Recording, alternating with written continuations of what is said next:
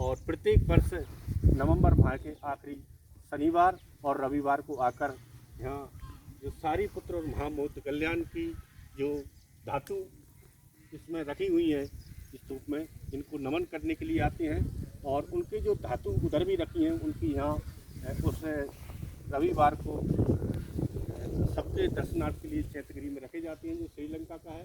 श्रीलंका का जो चैत्यगिरी है ये 47 में इसकी आधारशिला रखी गई थी और 1950 के लगभग ये जब बनने को पूरा हुआ था तो उस समय हमारे बोधिसत्व बाबा साहब जब लेबर मिनिस्टर हुआ करते थे, लेबर मिनिस्टर से जब उनका पूरा कार्यकाल होने को हुआ था उस समय 1950 में 5 फरवरी 1950 में बाबा साहब इसको देखने के साथ साथ इसका भी अवलोकन इसमें किया था। इसके 3 ब्लैक एंड वाइट फोटोग्राफ्स हैं ग्रुप में मध्य प्रदेश के में कल माननीय अध्यक्ष जी ने शेयर कर दिए हैं और आज अन्य सभी ग्रुपों में पूरे भारतवर्ष के लोगों के साथ उनको शेयर कर दिया जाएगा।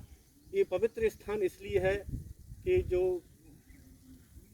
आखिरी में जब सम्राट अशोक की और भिक्खु संघ से बात होती है तो वो कहते हैं कि मुझे भय उपाधि नहीं मिली जो मिलनी चाहिए अभी तक, या कौन सी कमी रह गई। तो उन्होंने कहा कि अभी बहुत बड़ी कमी रह गई। क्या कमी रह गई कि आपने अभी धम्मदान तो किया ही नहीं है। कि धम्मदान क्या है कि धम्म में आपकी लंबे समय तक चिर परिचय समय तक आपका योगदान माना जाए, वो सहयोग आपके परिवार से हमको नहीं मिला है। तो वो समझ गए क्योंकि लंबे समय से वो बड़े बड़े जानकार भिक्षुओं के सानिध्य में रहा करते थे। तो यहाँ से जो पास में जो एक रेन वाटर हार्वेस्टिंग बना हुआ है, एक बड़ी सी वो बावरी टाइप की दिख रही है, वो इस सांची का रेन वाटर हार्वेस्टिंग था। और पास में ही जो एक खंडर सा दिख रहा है वह यूनिवर्सिटी थी यहाँ की सांची की, जिसमें संघमित्रा और महेंद्र पढ़ा करते थे। इसमें उनकी शिक्षा दीक्षा पूरी हो जाने के बाद वह श्रीलंका के लिए यहाँ से बोधि वृक्ष लेकर जाते हैं। इसके तुरंत दरवाज़ों पर कई जगह उसकी वर्णन मिलते हैं। तो यहाँ से जाकर श्रीलंका में उनको धम्म को उन्होंने रखा था।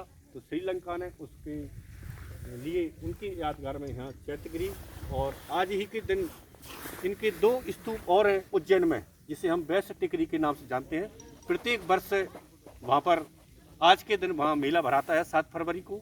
आज वहाँ मेला है, मैं एक बार वहाँ जा चुका हूँ, पहला मेला भराया था और आप भी सब साथी गए होंगे। तो ये पवित्र स्थान धम्मदान के लिए, जहाँ से जो हमारे तहसीलदार साहब ने एक पुस्तक लिखी है धम्मदानंग, सांची दानंग जो लिखी है, वो इसके आप जो धम्म लिपि में जो खुदाई अक्षर खुदे गए हैं उनको आप उस किताब के माध्यम से पढ़ सकते हैं। ऑनलाइन है वो किताब, में इसका और विशेष वर्णन जान सकते हैं।